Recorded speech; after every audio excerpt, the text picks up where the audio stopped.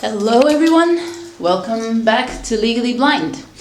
Today I am going to try out the Dialogue in the Dark exhibition. As you know, I am legally blind, but I still rely mostly on my vision in my day-to-day life. So complete blindness is an unknown experience to me. So I'm gonna go try out the Dialogue in the Dark exhibition and tell you all about it. I was a little bit nervous about trying this experience before. I've heard about it being present in cities like Frankfurt and New York, and it wasn't really available in Egypt until recently. But recently I decided, you know what, I should try this. It might help me deal with some of my own fears and apprehensions and pre-existing attitudes about blindness. So yeah, I'm gonna go try it out, and then I'm gonna tell you guys all about it. See you in a bit.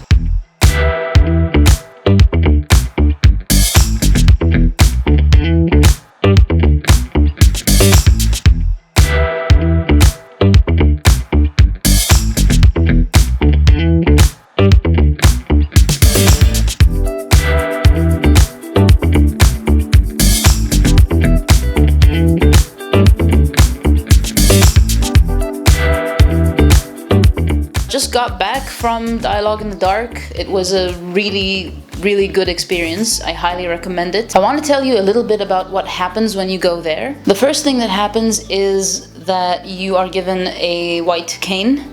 You're told how to use it. You get a list of instructions on how to behave when you're on the tour in order to stay safe. And then, once you have all the instructions, you put your hand on a wall and you walk into complete darkness.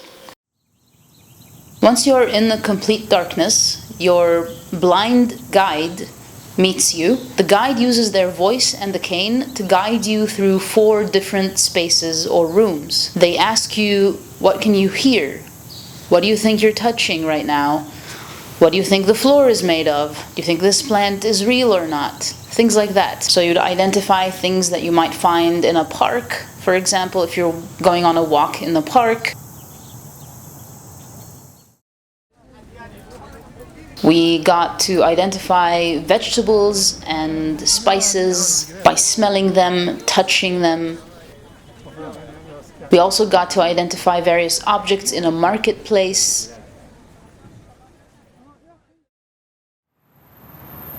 You will also get to cross an imaginary street using a beeping traffic light. And finally, you go into a cafe, still in complete blackness, and you get to sit down and pour yourself a cup of juice and drink it.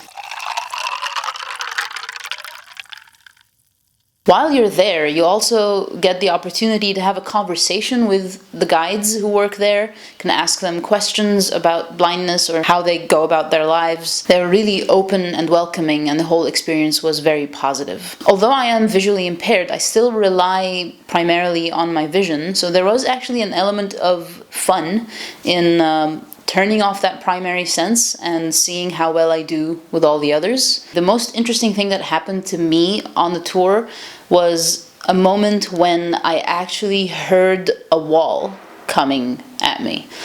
Of course, a wall doesn't make sound, but I was just breathing, and a change in the sound of my own breathing told me that there was a big solid object coming at me, and I put my hand out, and sure enough, there was a wall right there. That was really cool for me. Of course, this tour is designed mostly for sighted people to experience a simulation of the experience of being blind in a safe setting. Many sighted people have given great reviews about this tour, saying that their perspective and the way they think about blind people has completely shifted after going through this tour. And I think this shift in perspective is a very important first step. They learn to empathize rather than sympathize with blind people.